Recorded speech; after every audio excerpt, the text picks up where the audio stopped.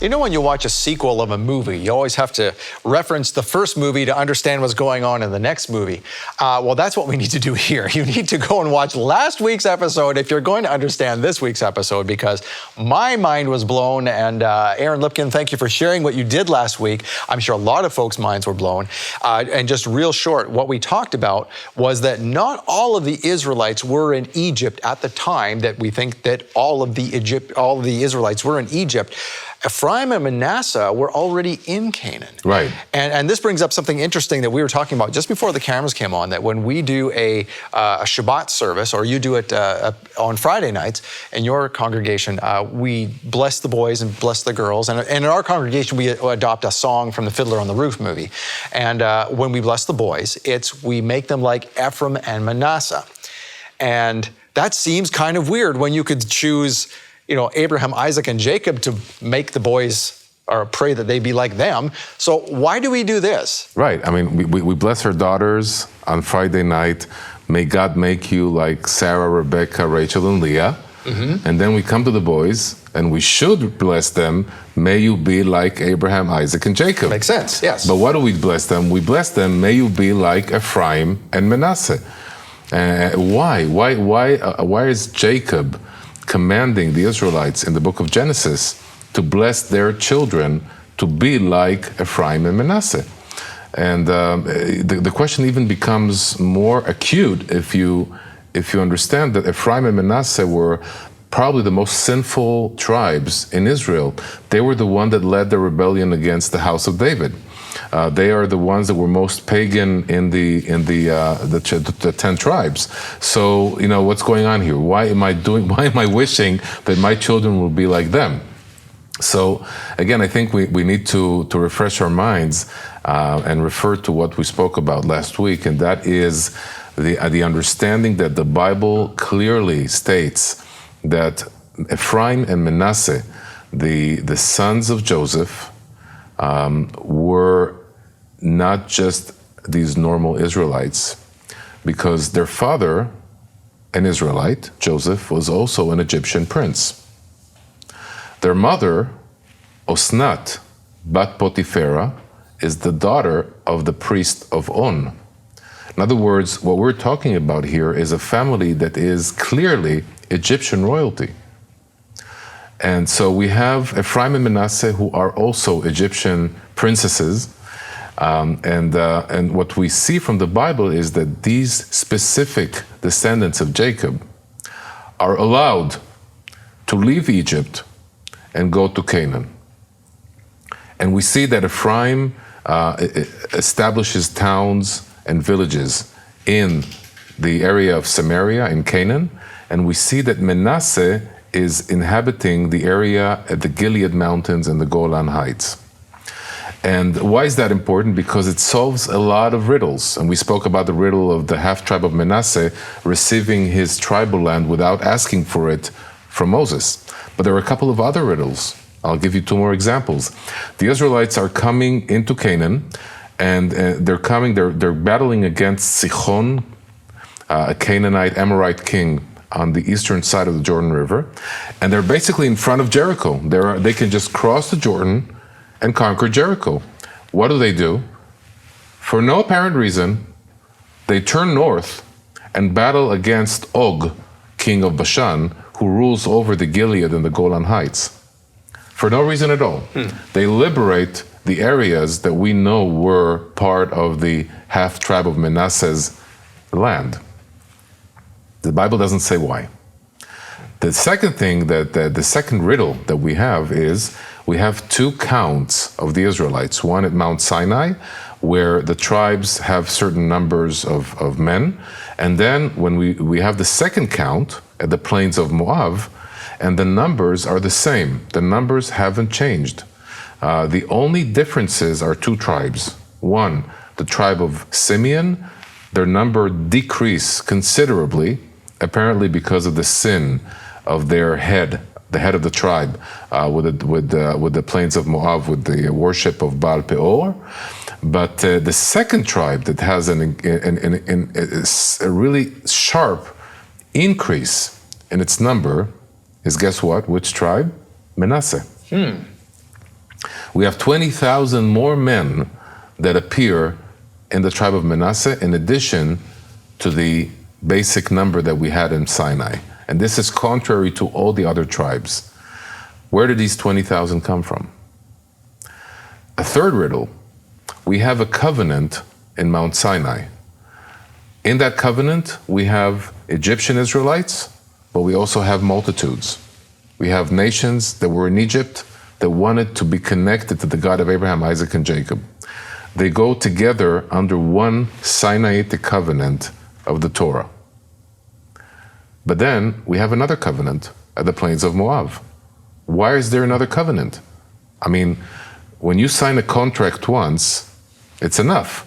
When you sign a contract twice, something's wrong. I mean, did the other side didn't keep the covenant? Or maybe we have new people joining. And so the theory is that the second covenant at the plains of Moab is a covenant that doesn't just renew the covenant with God after the sin of Baal Peor, but it also brings together the Israelite Egyptians and the Manassites. Because we need to bring everyone again under the covenant of the Lord, YHWH from Sinai. So the Manassites are introduced to Shabbat. They're introduced to the feast, the biblical feasts. They're all from Sinai. They're introduced to the 613 commandments of the Bible that they didn't know. Right, because they weren't part of... They weren't part of the Exodus. They weren't part of Sinai. And so then there you have a major reason why there needs to be a second covenant. But then we have a third covenant, okay? Where on Mount Ebal, Moses commands the Israelites to convene together at Mount Ebal to build an altar, to have everyone standing there, men, elders, women, children, foreigners. Everybody has to be there because we have more people, new people that weren't in Sinai. And who are they? Mainly the tribe of Ephraim, who was in Samaria and again wasn't in Sinai. And so we have another reason why we have this major national event paralleling Mount Sinai in the land of Israel, so Ephraim can be joined together to the rest of the Israelite nation under the covenant of the Lord.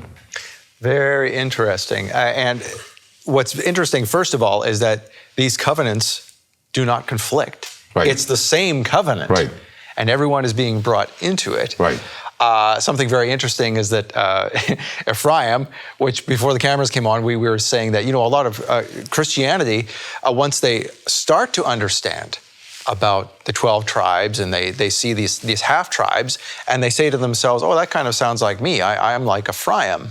So they see themselves as not part of Israel, but the same general idea. But then this whole idea of the typical Christian church that if we meet a Jewish person, they are to give up what they know and adopt, a new and better covenant under Jesus, under Yeshua. But what we're seeing here with history is God says, no, that's not the way this goes. Ephraim shall be brought under the covenant, the original covenant of the 12 tribes. Exactly. And we see that the history of the Bible shows that you have groups joining the Israelites and becoming one. And another example is the tribes of Jethro. Okay, Jethro later on comes with his tribes to the land of Israel. We know the story of Yael against the Canaanite general Sisera. By the way, we have another interesting book about that. The story of the discovery of the city of Sisera, the Canaanite general that fought against Deborah and Barak in the book of Judges.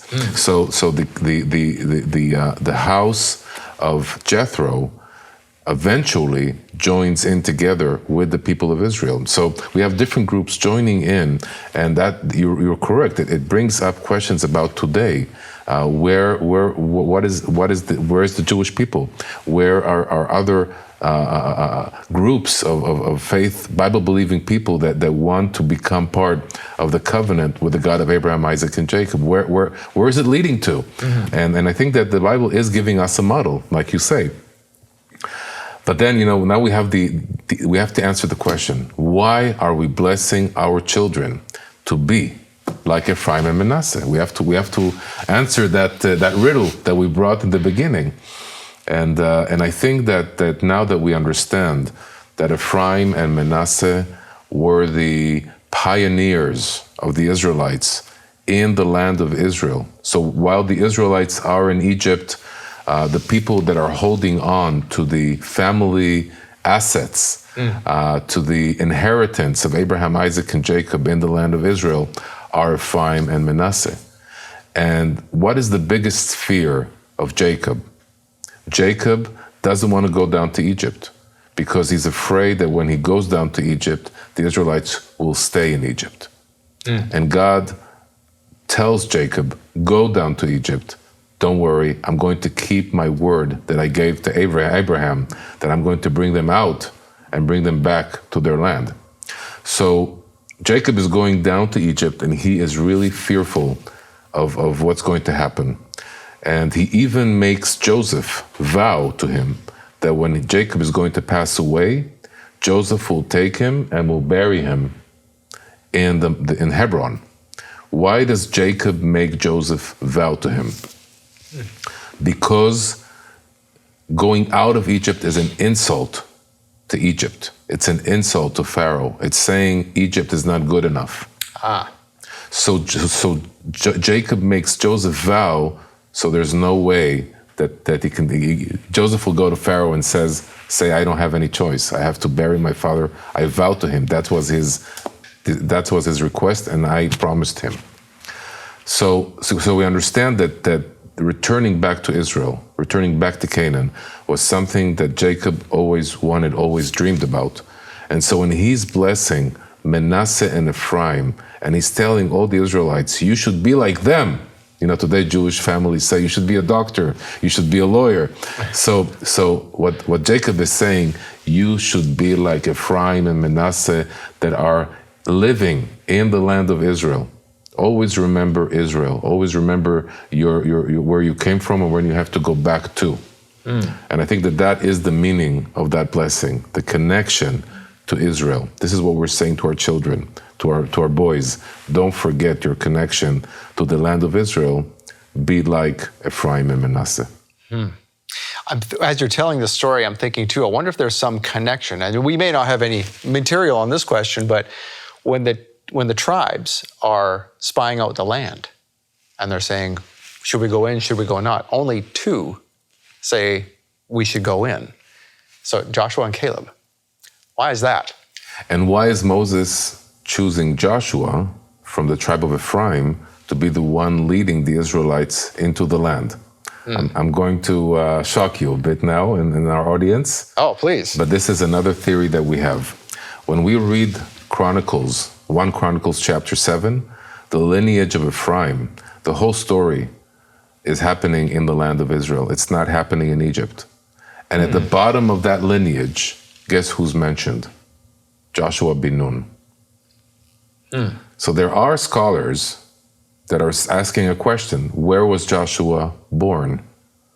Where did he come from? Because the Bible doesn't say that Joshua was born in Egypt, raised in Egypt, came on the Exodus. Doesn't say. The first time that Joshua appears is the war against Amalek in the desert. But if we read the book of Chronicles and we understand that the whole story is happening in Canaan, then possibly Joshua bin Nun is an Israelite Ephraimite. Who comes down to help the war efforts. Exactly. Now, another interesting thing. What is Joshua's name? Joshua ben Nun. No. No? His name is Hosea. Hoshea. And Moses changes Hosea's name to Yehoshua. What does Moses do? He adds the name of the Lord from Sinai, YHWH, to that Ephraimite whose name was Hosea. Why is he doing that? He's doing that because he wants Joshua to lead the Israelites into Canaan, because Joshua knows Canaan better than anyone. Joshua was not a slave, so he can fight, and he can lead the Israelites against Amalek. and he could lead them against the Canaanites when they conquer the land of Israel. But there's one condition. He has to carry the name of the Lord in his name, to submit to YHWH, the Lord, when he goes into the land of Israel. And when he's meeting his brethrens in Canaan. I got it. And does Moses also do this to sort of sanctify him in the eyes of the Israelites? Definitely. To say, this guy is of our God. Right. You will listen to him. Yes. Yes. Now, Caleb. Correct me if I'm wrong. In Hebrew, Caleb or Caleb, dog? Is that the same word or not? The word in Hebrew is Kelev. Caleb, okay. And his name is Kalev. Caleb, different. So the question is, where does it come from? What's its origin? I don't want to make things complicated now, but Kalev and the tribe of Judah. Also, there are hints that the tribe of Judah was also present in their tribal land, in the land of Israel, during the time of the Exodus.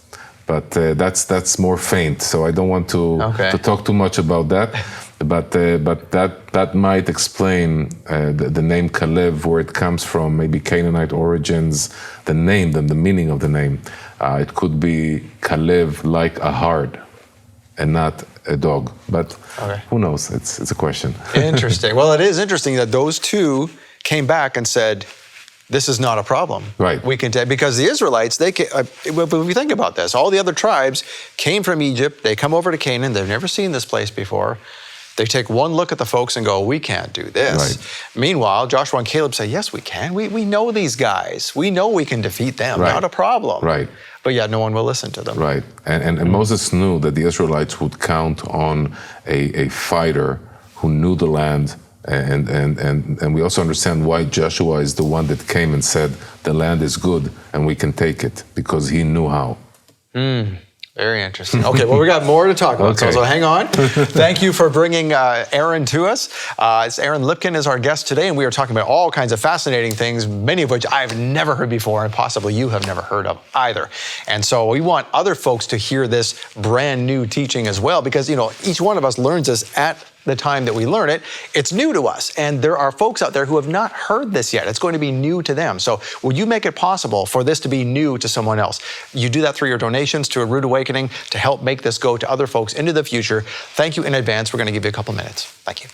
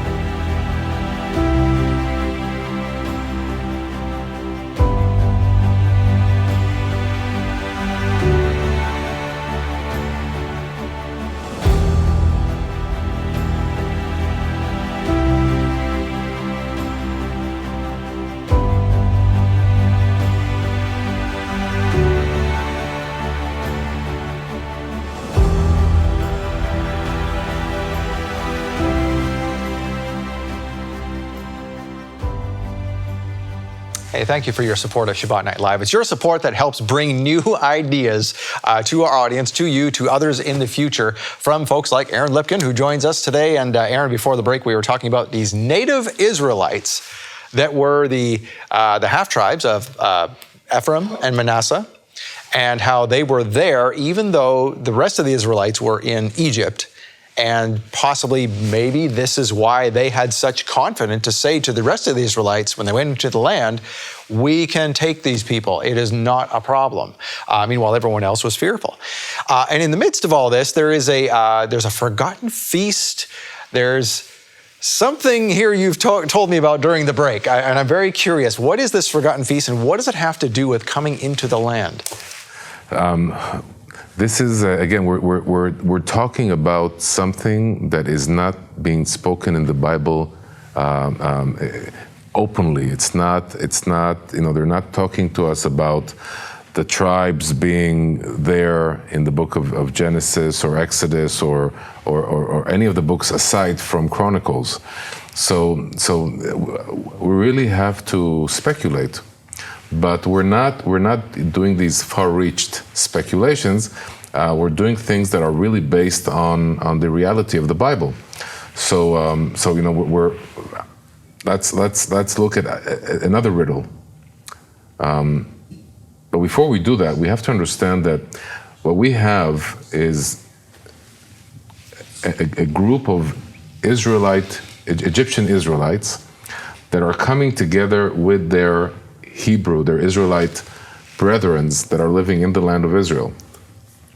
Both groups have similar but a bit different ways of understanding God and commandments and connection to Israel. And these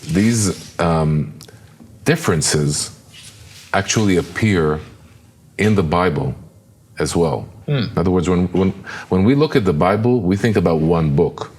But that book is made out of many books that were written in different time periods by different prophets in different locations.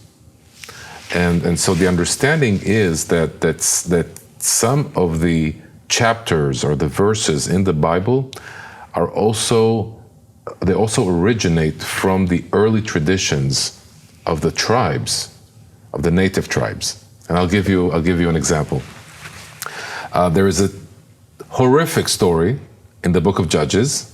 We read about the tribe of Benjamin that molests an Israelite woman. This is the story of the concubine. I'm sure many of our audiences, the audience knows what I'm talking about. And there's a terrible civil war in the Israelite nation. We have a tribe, the tribe of Benjamin is basically being erased from the family of Israel. The tribes vow that their girls will not marry with the remnants of the tribe of Benjamin, the men, and they understand that what they did basically was to totally erase the tribe, because if they're not going to marry women, they're going to disappear. And so they try to find a way to bypass the vow, and they mention, this is the book of Judges, the end of the book of Judges, a mysterious feast. It's called the Feast of the Lord, Chag Adonai, not less. Now you read this and you know everybody's thinking to themselves, oh, it's probably Sukkot or Shavuot or Pesach, maybe it's Rosh Hashanah or the Feast of Trumpets. It could be one of those feasts. And what's going on in this feast? The women of Shiloh are going out to dance in the vineyards. Okay. Now we're reading this, and what's going on here? This is not. We don't know this from Sinai. Yeah. This is not part of the feast, the biblical feast. This is not even Hanukkah or right. Purim. Right. So we read the Jewish sages have an interesting quote. They say the two happiest days in the Jewish calendar are Yom Kippur, Day of Atonement, and the feast of the 15th day of the month of Av. Okay. Okay. This is the summer, and what's happening on that day? the Israelite girls are going out in white dresses and clothes, and they dance. Okay, this is the description in the Jewish sources. And so the 15th day of the month of Av, by the way, still celebrated today in Israel as the Israeli Valentine's Day, is a day that had something to do with women and with vineyards and with grapes. Now, where does this feast come from? Who invented it? Where did it doesn't come from Sinai, it doesn't come from the Lord, but it's called the Feast of the Lord. So Bible scholars believe that what we see here is part of the Ephraimite theology. It's part of the traditions that I just mentioned, the traditions of the native Israelite tribes that have developed independently from Egypt and Sinai. What we have here is a feast that is celebrating the harvest of one of Israel's most important crops, grapes. Okay, we have olives, we have grain, but we also have grapes. Now, interestingly, when we see the different feasts, the biblical feasts that are given on Sinai, the three most important biblical feasts are Passover, Pentecost, Shavuot, and Tabernacles, Sukkot. Each of these holidays have a historical event that they commemorate, but also a harvest. Passover commemorates the Exodus. That's the historical event. But it's also the time of the harvest of the barley. Shavuot, Pentecost, is celebrating the receiving of the Torah on Mount Sinai. That's the historical event. But it's also wheat. That's the harvest of the wheat. And we read the scroll of Ruth, which is full of that element in it. And then we have Tabernacles, Sukkot. That's commemorating the wandering in the desert. The tabernacle is where the Israelites lived. But it also commemorates the beginning of the olive harvest. I'm telling you, when you live in Israel and you live in these farming areas, you see in front of you, you see how the olive orchards are being harvested during the time of Sukkot. This is the beginning. So we have a few major crops that are being commemorated, grains and olives, and we have three important historical events: the Exodus, the Torah, receiving the Torah on Sinai, and the wandering in the desert. But we have two things that are not being commemorated: a harvest and a historical event. The harvest is the grapes. Okay. Again, the grapes are one of the major three harvests of Israel, three crops. And we have a historical event that is not celebrated, the entrance to the land of Israel. Think about it. Everything that's going on in the book of Exodus has a certain direction, and that is the entrance to Israel, the settlement of the land of Israel. Where is the holiday that celebrates that? So Bible scholars are looking at the 15th of Av, but they're seeing that there's another event that's happening before that, the 9th of Av. We all know that the 9th of Av is the day of the destruction of the two temples. But it's also the day, according to the Jewish tradition, that the spies came back to the Israelites saying, the land is good, but we can't conquer it. So that day is a day of mourning, it's a day of crying, because the Israelites lost their opportunity to go into the land and conquer it. But what if the Israelites said, we will go and conquer it? Then the 9th of Av would have been a happy day. It would have been the day of the entrance into the land of Israel. And how many days do we have between the 9th of Av and the 15th day of the month of Av? A week. Just like Tabernacles, just like Passover. Interesting. And what are the spies coming back with to the Israelites? They're coming with grapes. So heavy that two men had to carry it. So this is the grape harvest. Everything is connecting. So here we have an opportunity to create a holiday of 7 days that celebrates both the harvest of the grapes and the entrance to the land of Israel, the holiday of Israel in the summer.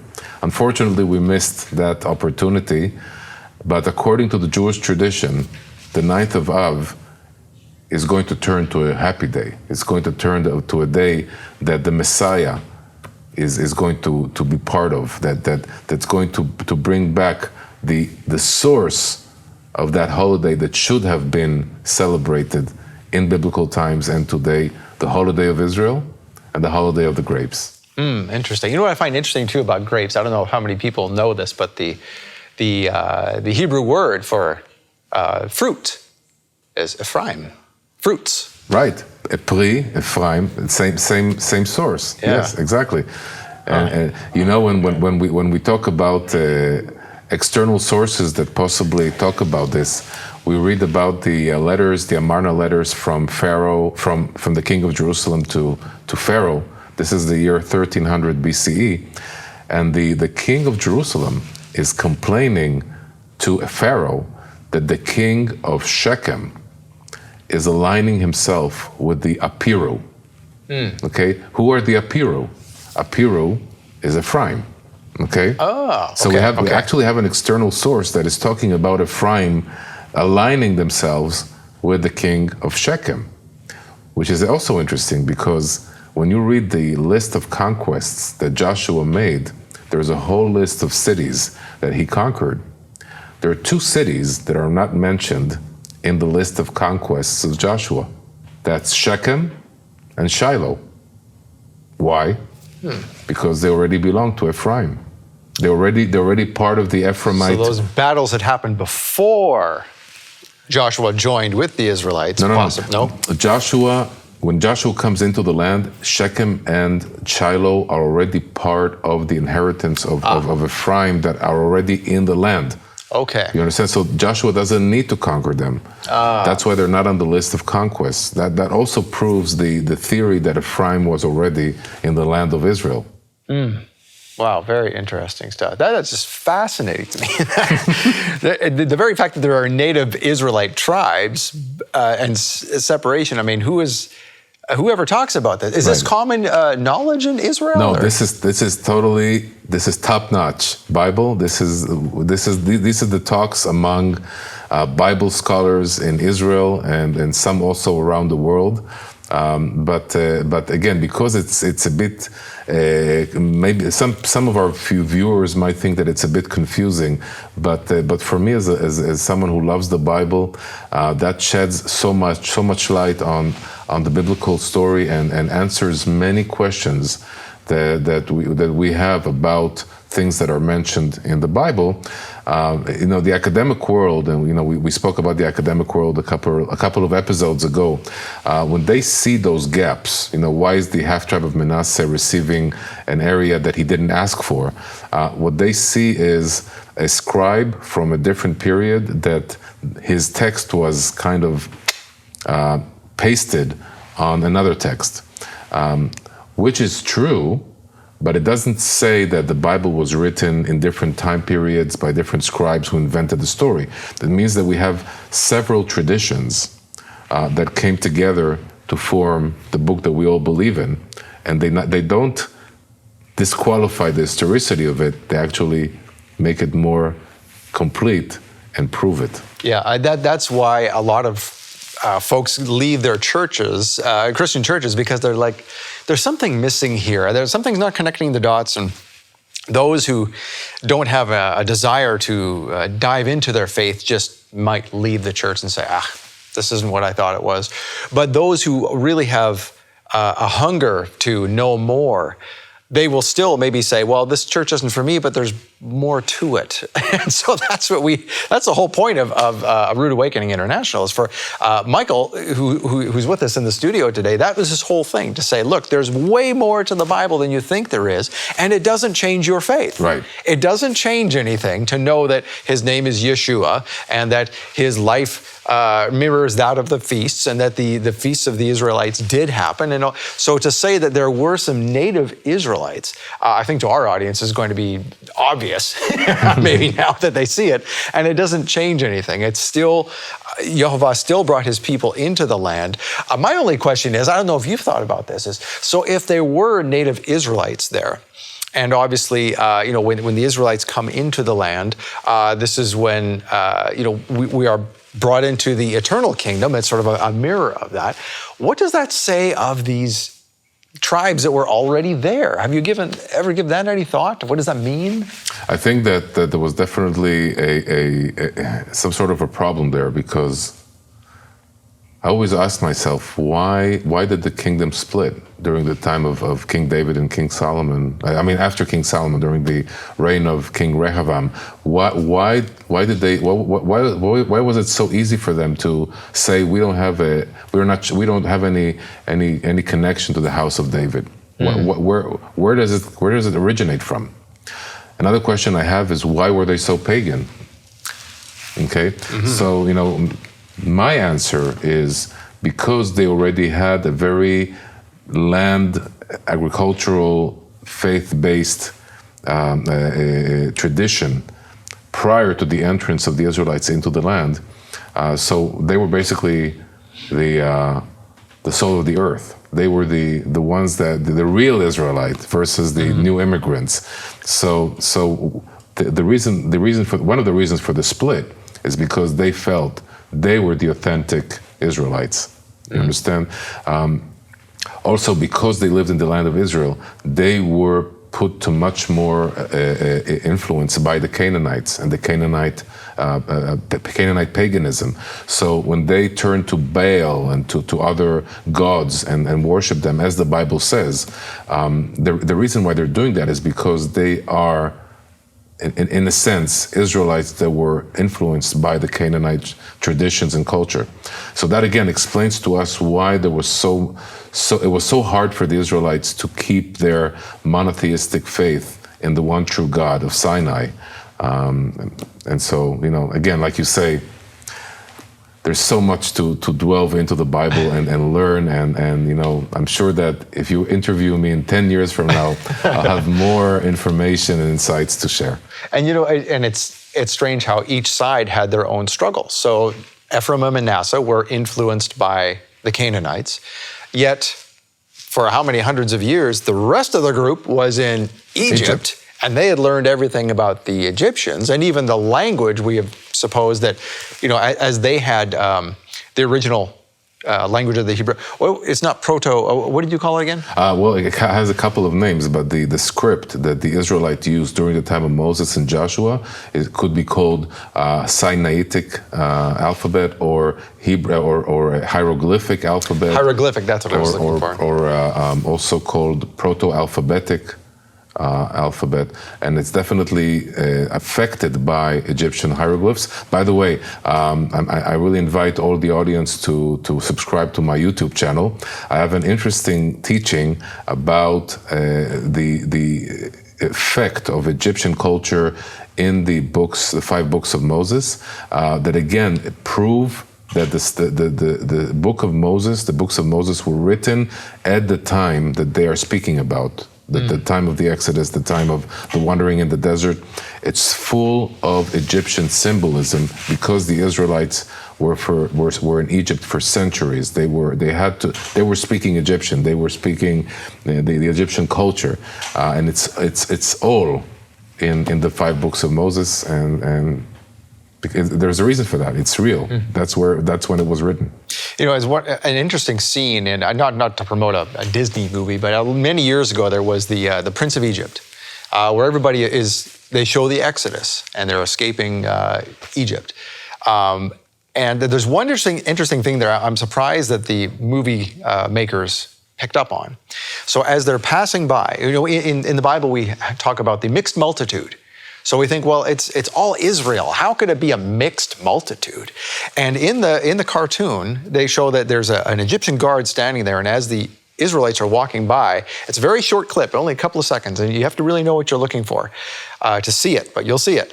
The one Egyptian guard drops his spear, turns around, and goes with the Israelites. With them. And I think that when you look at the history of Egypt, I mean, there's a discussion about when the Exodus happened, and Tim Mahoney speaks about this in his book, in his movie Patterns of Evidence.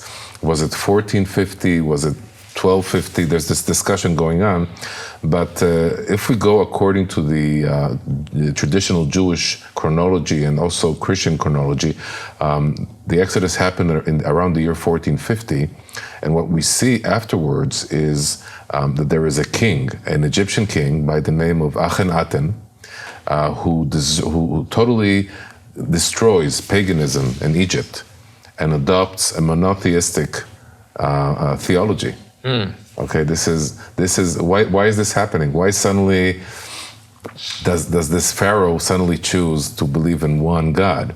So again, it's not just the mixed multitudes that left Egypt and joined the Israelites. It also had an effect on the Egyptians themselves. But after the reign of Akhenaten, they came back to their pagan ways and continued on their Egyptian culture. But we see how deeply that affected Egypt. Interesting. And then when we get to Sinai and God shouts down his commandments, it's interesting how I would think that there would have to be people there of different languages too, not just Egyptian. Egypt had slaves from many different countries. So how did they all hear it and understand it and become one people? It's just an amazing thing. It's another miracle yet to be explored, I guess. But all right, so we're going to talk more next week. Can we do one more week? Sure. Okay, very good. So join Aaron and myself next week on Shabbat Night Live. Thank you for joining us. Thank you for supporting this ministry. Thank you for going to Aaron's website. There it is on the bottom of your screen. We have several books here on the stage that you can take advantage of. And also, don't forget about Aaron's YouTube channel as well. Several teachings there you can take advantage of. So thank you for watching. You have lots of homework now to do before next week. So we'll see you next week. Until then, Shavua Tov. Shalom, Torah fans. Give this video a thumbs up and share it with a friend. Tap the subscription button and the bell icon, and I promise to update weekly with in-depth biblical research. Be sure to download the new michaelrood.tv app for both mobile and home devices for even more commercial-free content.